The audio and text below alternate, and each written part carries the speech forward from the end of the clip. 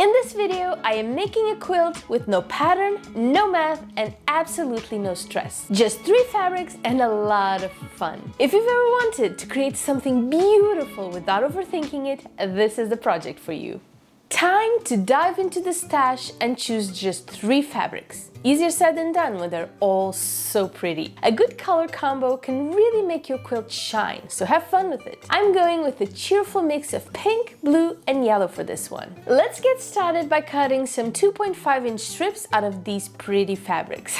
We will be making 3 kinds of blocks. You can make this in any size you want. And the best part is, you don't really have to do a lot of math beforehand to change the size. Whatever size you pick for the center squares is the same you will use for the border, which will grow or decrease according to the center size.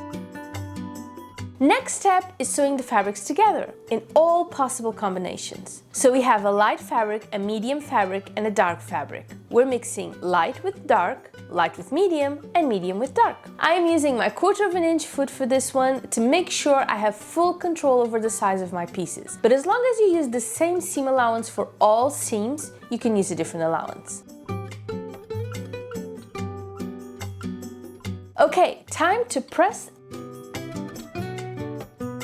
and then cut these into strips made out of 2 squares each. And for each block we will need only 2 strips.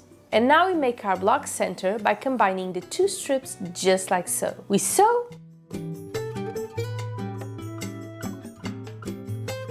and we press again. And this is our quilt top cores, all 3 of them. This is looking pretty cute, but we're not done yet. Although all of these could be quilt blocks on their own, like 4-patch quilt blocks, all ready to go. We want to add some frames around each one of these, so we add the remaining fabric all around our block core.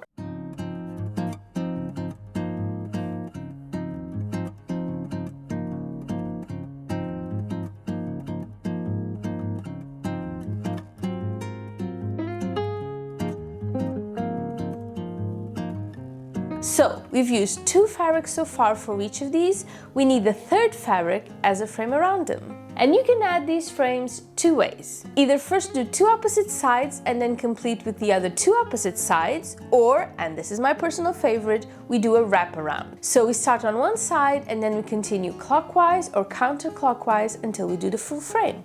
Now, there are a lot of great things about these kinds of blocks. First, they're super easy to make. Very quick too. And they're very free flow. You don't need to think a lot or look at any patterns, you just go with it and complete the different steps without having to think too much about it. Another awesome thing, you get an instant square. Even if you decide to add layers upon layers of framing, it will always be a square, no math required.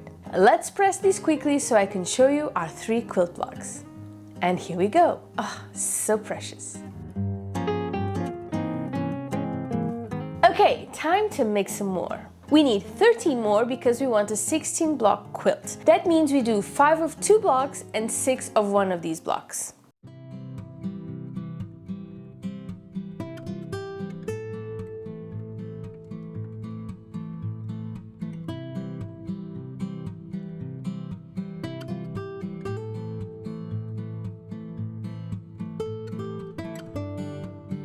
I actually got the idea to do this quilt block, which once again, I have no idea what it's called, when I was making a disappearing 4-patch quilt block a couple of days ago. Except that block, because of how you cut the pieces to assemble the blocks, has 2 corners with different colors, whereas this one has a full frame in the same fabric. So I guess this is actually similar to the 2nd block I did for that video. And yeah, the way to make them is kind of different from a disappearing 4-patch, but as I was looking at the blocks, it occurred to me how pretty they would look in a full 1 fabric frame. And I could have easily done this with just 2 fabrics. With the fabrics being as gorgeous as these are, it would still look stunning. But when it came time to pick the fabrics I wanted to use, I just couldn't make up my mind, so I went to 3. Also, I made a point of them being the same 3 fabrics throughout the quilt, but this pattern would actually look pretty gorgeous if I just used a jelly roll. You know, I would focus on using the same 2 fabrics for the core, and then just go crazy with my frames.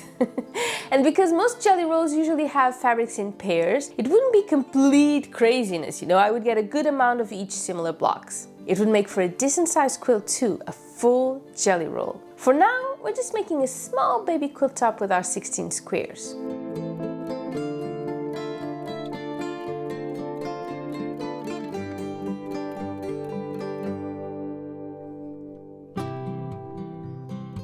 And before you know it, our blocks are done. How pretty are these? Now that we have our blocks, it's time for us to puzzle. There are a couple of variants we can make, but I actually have a pretty clear picture in my mind of the pattern I want to make. Let's have some fun with these first and see what we can come up with.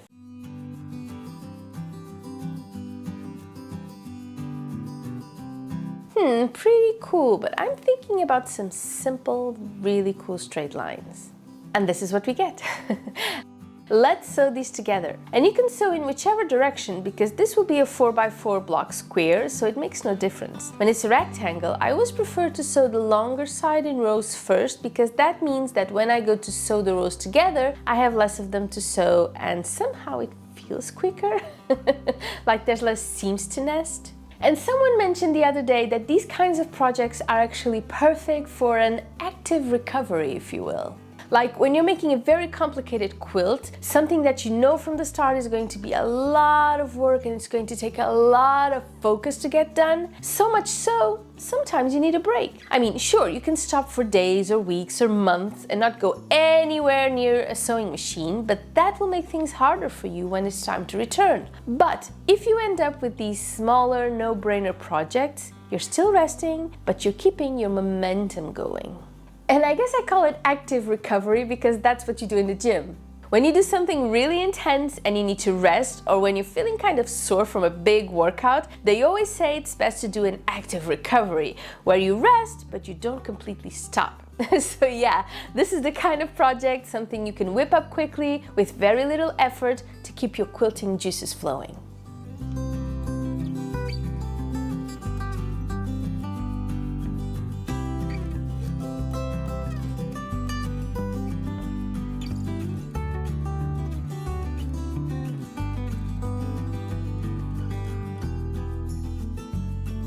And we are done with this. Just a teeny bit of pressing is required before I can show you the final result.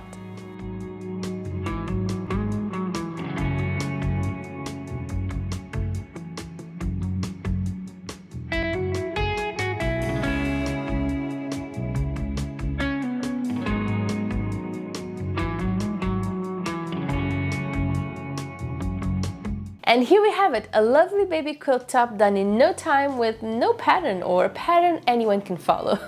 And yet when you look at it, you can't really tell because it's a stunner. 3 pretty fabrics put to very good use, and how much fun was it to make? Thank you for watching and I will see you soon. Bye bye!